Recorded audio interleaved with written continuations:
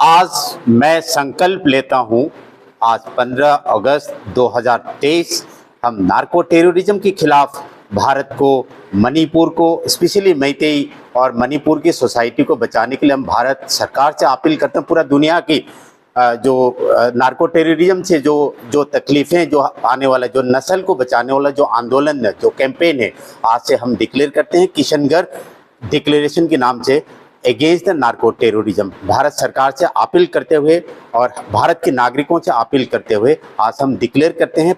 आज 15 अगस्त से लेकर के ठीक 31 अगस्त तक हम एक महीने तक जो है हम इसको कैंपेन को सोशल मीडिया के द्वारा, हम नुक्कड़ नाटक के द्वारा, यूनिवर्सिटी के कैंपस में जगह जगह पर हम उसको कैंपेन को चालू रखेंगे। धन्यवाद।